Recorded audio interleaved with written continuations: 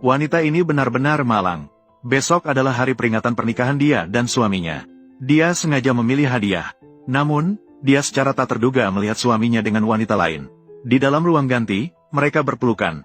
Yang lebih mengagetkan adalah, sabuk yang dikenakan suaminya adalah hadiah yang dia berikan tahun lalu.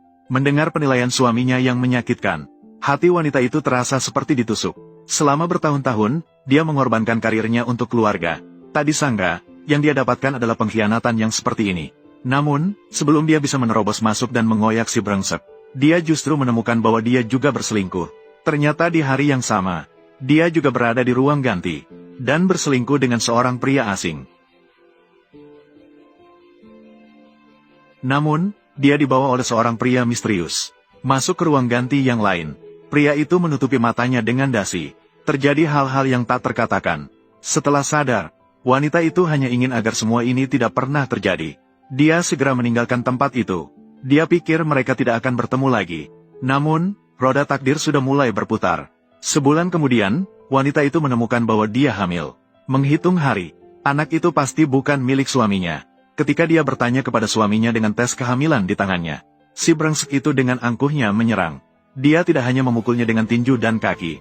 Dia juga mengonkom akan membuatnya pergi tanpa apa-apa. Seorang wanita yang patah hati, memutuskan untuk menggugurkan anak yang datang secara tiba-tiba ini. Dia datang sendirian ke sebuah apotek, ingin membeli sekotak obat aborsi. Tapi dia tidak tahu, pemilik apotek ini telah lama mempunyai niat jahat terhadapnya. Pemilik apotek berpura-pura setuju dengannya. Namun diam-diam mengganti obat aborsi dengan obat penggoda. Setelah wanita itu meminum obatnya, dia segera merasa tubuhnya panas. Kesadarannya kabur.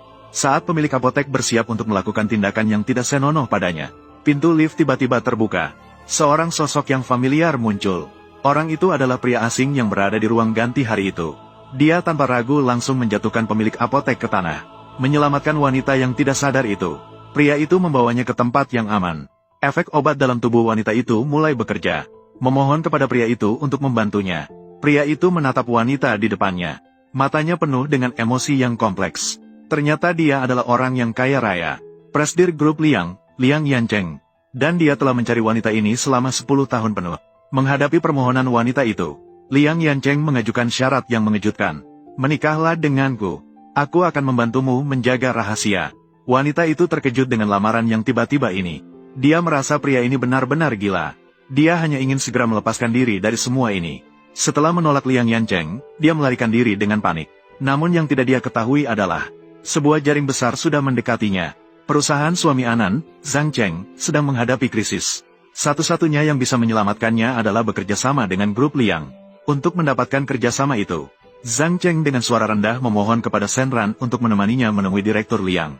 Dan berjanji setelah semuanya berhasil, dia akan mendapatkan setengah dari saham perusahaan, untuk mengambil kembali apa yang seharusnya menjadi miliknya. Shen Ran setuju. Ketika dia melihat wajah asli Direktur Liang di makan malam, dia terkejut seketika. Ternyata orang itu adalah pria asing Liang Yancheng. Dan Liang Yancheng pun sudah tidak takut lagi. Dia hanya menunggu dia jatuh ke dalam jebakan. Di makan malam, Liang Yancheng terus-menerus menggoda Shen Ran dengan kata-kata dan gerakannya, menyiratkan hubungan yang tidak biasa antara keduanya. Dia sengaja mengatakan bahwa bau parfum di tubuh Shen Ran sama dengan miliknya. Mereka cocok karena sama-sama berbau busuk. Bahkan di depan Zhang Cheng, dia berkata bahwa di kalangan mereka, semua memuji kemampuan nyonya yang luar biasa. Ingin merasakan sendiri. Zhang Cheng yang bodoh bahkan berpikir bahwa Yang Zong sedang memuji istrinya. Dia bahkan mendukungnya, membuat Yang Zong bisa menghubungi istrinya kapan saja jika ada masalah teknis. Liang Yanchan dengan cepat menangkap tangan Shen Ran di bawah meja. Shen Ran terkejut dan seluruh tubuhnya bergetar. Takut jika Zhang Cheng menemukan. Dia hanya bisa beralasan digigit nyamuk untuk menyembunyikan kecemasannya. Zhang Cheng masih bingung dari mana nyamuk-nyamuk itu muncul di musim ini. Namun dia tidak tahu bahwa kepalanya sudah menjadi hijau seperti padang rumput hulun buyur. Siapakah sebenarnya pria ini? Mengapa dia begitu terobsesi dengan Shen Ran?